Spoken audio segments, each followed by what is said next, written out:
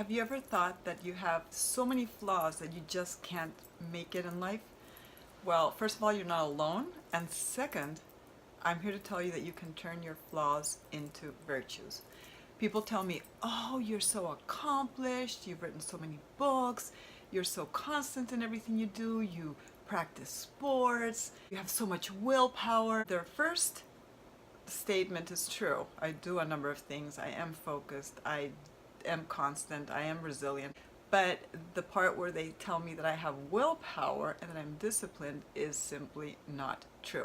What happened is that I realized really early on in life that I had an addictive personality, a compulsive personality, reason for which I developed a really bad eating disorder. It's bulimia, which is basically eating out of control and then purging. It's a mental illness. It's no fun to have. I've also suffered from depression and anxiety. I've failed at a number of things in life, but I was cursed and at the same time blessed, I guess, with extreme self-awareness. Really early on, I think I was around 16 or 17, I knew there was something wrong with me. I remember reading Wayne Dyer's Your Erroneous Zones when it first came out, and I was reading I was reading self-help books at that age, and I continue to do so at almost 55. What happened was that I thought, okay, there is something that's not normal with, not like everybody else, with the way I am. What I learned throughout the years of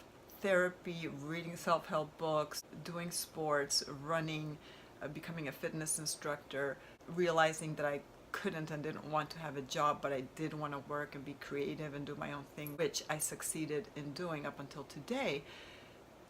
What I did learn how to do is harness that addictive personality, which could become addicted to food, to alcohol, to drugs, or to anything that's not good for you, or I could channel it to sports, writing, building businesses. The way that my brain is wired, once I tell myself, for example, doing these YouTube videos, I'm going to do them every Wednesday, I'm putting them on the calendar, I have this feeling like the gods of YouTube videos are going to get really angry if I don't do my video on Wednesday or Thursday or the day that I had set out. And the same goes for practicing yoga, which I do daily, or running when I was a runner. If you're an addict, if you're addicted to anything, I have good news for you. You can turn that into an asset by taking your attention from, of course, you probably need therapy and possibly a 12-step group, which are great places to be when you have an addictive personality.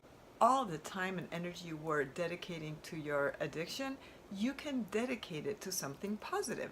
And that could be writing a book, it could be building your business, it could be doing something creative, it could be running a marathon, it could be anything that you want.